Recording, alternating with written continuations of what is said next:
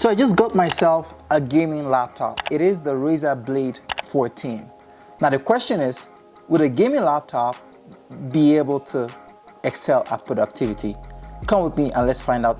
So I started on my journey looking for the ultimate laptop. Now this laptop had to be a laptop that's sufficient enough to help me with productivity, and it is something that can help with editing 4K footages as well as exporting and creating content for all of my social media channels. I also needed a laptop that's versatile and portable enough for me to help with my IT consulting business, which I recently just started. So I go out to various client sites and I troubleshoot, provide assessments to their network infrastructure. So I need a laptop that will be able to plug into various equipment as well. So port diversity is a must for me. I also want the laptop to be fun. I want to be able to watch Netflix on it, check out my social media content, browse YouTube and watch videos as well on the fly. So I needed a laptop to be able to do that. In today's video, I'll be talking about the Razer Blade 14. Now, this laptop actually has some beefy specifications. I mean, it's a gaming laptop, so I expect nothing less. However, it came in severely underperforming when it comes to productive tasks. I'm not sure about the gaming side of it because I'm not much of a gamer myself. I gave up gaming a couple of years ago when I realized that it was starting to become a major addiction and it was actually preventing me from doing other things in my life. So I won't be using this laptop for gaming. I'm trying to see if the gaming laptop can also function as a productivity laptop. Now this laptop, it comes in with the Ryzen 9 5900HX processor. Now this processor is packing a punch. It comes in with a base clock speed of 3.3 gigahertz and is capable of being overclocked all the way up to 4.6. It even has an 8-core and 16-thread, which makes this processor powerful to handle almost anything thrown at it. But then again, with all that power comes severe heat generation. This processor generates a significant amount of heat, so it's quite imperative to have an effective cooling system in place to be able to sustain the power levels of this processor. To emphasize how important it is for this laptop to actually have an impressive cooling system, this laptop is actually also packed in with the NVIDIA 3070 graphics card. Now this graphics card is one of the creme de la creme of graphics card when it comes to gaming or 4K content editing. Now this graphics card is packed with an 8 gig GDDR6 memory and 1.7 processing speed. Now this is enough to handle 4K videos or even play games on this laptop. And then it is also packed with the Samsung 1TB NVMe SSD M.2 storage. Now, NVMe is one of the fastest flash-based storage you can get on the market. You can see speeds as much as 6,000 megabits per second on NVMe. But with that also comes with significant heat generation. With these three components in there generating severe or tremendous amount of heat, it's quite imperative for the laptop to have like some serious cooling in place. Starting out with the first major issue I had with this laptop was the fact that whenever I'm exporting 4K videos, after I've edited my videos on Adobe Premiere and I start to export it, the laptop is practically unusable for anything else. I have to basically export, leave the laptop and go do something else or go to bed. This was quite similar to my old laptop and kind of defeats the purpose of me wanting to upgrade my laptop if I can use the laptop for other things while it's doing an export. This problem significantly baffled me, especially the fact that this laptop came with some beefy specs on it. However, with these numbers, there's significant heat generation from this processor. So I'm starting to think to myself, could it be something called thermal throttling? Thermal throttling is a process whereby a processor scales back its clock speed. Remember when I said this processor has a base of 3.3 and can go up to 4.6? When thermal throttling is happening, the processor will scale back the maximum speed that it will go up to because the temperature of the processor is so high and the system itself is not dissipating that heat fast enough. So in order to protect the processor will slow down the speed to keep the heat a little bit lower. Now, this is something that Apple has significantly thought of when they were designing the M1 chip, because that chip is insanely fast and productive. Now, this is something I think Apple did a great job with when they were designing the laptop, and this is mostly because of the fact that they had control of the entire design process. Now, Apple designed the chip, they designed the casing, they had complete control of the entire thing from ground up compared to other third-party producers or manufacturers like Razer. Now, Razer is forced to use AMD processor, and they're forced to use other components from other manufacturers, and it kind of would affect the design and the the end results, because all of these things are not created in unison. It's more like just shopping for parts and putting them together and then hope for the best. And I think this has shown through in the result of the laptop. Did Razer do a good job with the cooling of this laptop? Even though I did not physically experience the heat around the laptop like I did with the Microsoft Laptop Studio. Could it be that the cooling system on this laptop is flawed? I don't know. I have monitored it and over the past couple of weeks, and I still have seen no signs of thermal throttling, even though the temperature of the processor seems to be peaking at the maximum, especially when I'm exporting content. Now, this should be normal when you're doing a high intensive application like that. You should see significant heat, but the question is that, is the cooling able to keep it down? I'm not sure if that is also affecting the performance of this laptop, but overall I'm still quite disappointed in the output. Let's talk about the keyboard on this thing. Now, this thing is equipped with the Razer Chroma keyboard, which each of the keys can be individually customized and changed in terms of the colors and the effects you want. And as a whole, you can apply different effects to this keyboard. However, I find this keyboard is quite small for me, especially the arrows key.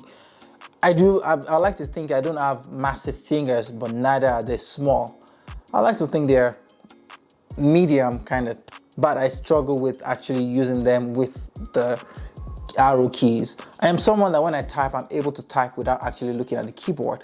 I can type relatively fast, but with this keyboard, it impacts my productivity when I'm typing, and I tend to make a lot of mistakes with the keyboard. Uh-oh, your battery is running low. The battery on this thing is quite bad. You always literally have to carry the huge power brick around with you, because this laptop barely makes it through 4 hours. I literally find myself having to charge this laptop every 4 hours, even on the battery optimized or power saver mode. This laptop, the battery life is really terrible. I thought the Microsoft Laptop Studio was bad. Now this is bad. Microsoft Laptop Studio was okay, it was average in terms of battery life, but this one, it's bad. And the funny thing is that even my docking station, which I've used for every of my laptops, including my MacBook and the Microsoft Laptop Studio, and has worked just fine, is not sufficient enough to keep this laptop charged. So I'm forced to also use the provided adapter to charge this laptop. If you're gonna get this laptop, make sure to get 2 of this, so that way you have one permanently in your bag and one permanently at home. Because if you go out and you forget your charger at home, best believe you're gonna be really end up in a tight and annoying situation, because your laptop is for sure going to die during that day and you're gonna need to charge it. OBDOA, no question. Yes.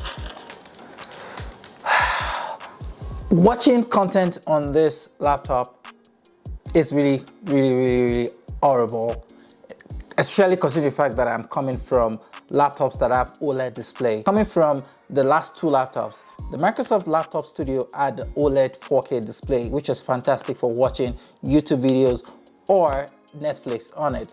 So was the Apple MacBook Pro, which had that liquid retina display, which was also fantastic and had that rich color in terms of watching, multimedia content. This one, it actually has 165 Hz refresh rate with a quad HD display panel on this thing, which all of those are just numbers, and mostly gamers would benefit from that 165 Hz refresh rate, because with that, you're not missing. When you're playing your game, you're definitely not going to be the slowest guy of the bunch, because your screen refresh rate is going to be so fast that you're always getting the true location of whatever object or game you're playing. But for average day-to-day uses like watching YouTube, watching Netflix videos, it is terrible. Even the display panel has that matte finish on it such that it is very bad when it comes to reflecting light. Using this where there's any sort of light at all makes the screen practically unusable because there's so much reflection on this display. Sometimes in the middle of the night, if I'm using it and I have my chandelier above me, I can't see anything on this.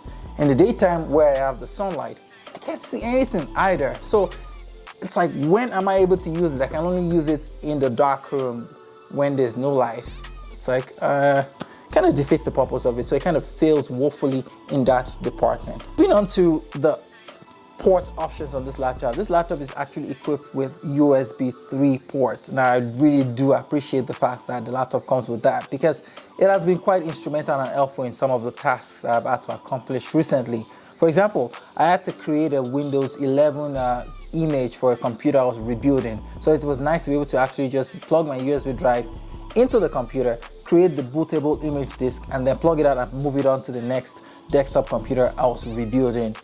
It also comes with an HDMI output, which for productivity is not quite useful, but I mean, as a gamer, you probably want to plug your laptop to a big screen sometimes if you need to game on a bigger screen. One thing that it is missing is the micro SD slot. It's quite understandable that this laptop doesn't actually have the micro SD slot because it is a gaming laptop and most gamers do not need the SD slot, micro SD slot. The most used spot will probably be the USB port, so it's quite understandable. So I wouldn't be able to bash the laptop because I'm trying to gear a laptop that was aimed at a specific market and repurpose it for a different niche or a different market, which is productivity. Let's talk about the build quality of this thing for a little bit as well. Now, the build quality of this laptop, it has some sort of a plastic build compared to when you look at the previous laptops like the Surface Pro and the MacBook Pro, which they both have unibody aluminum design. This is more of a plastic,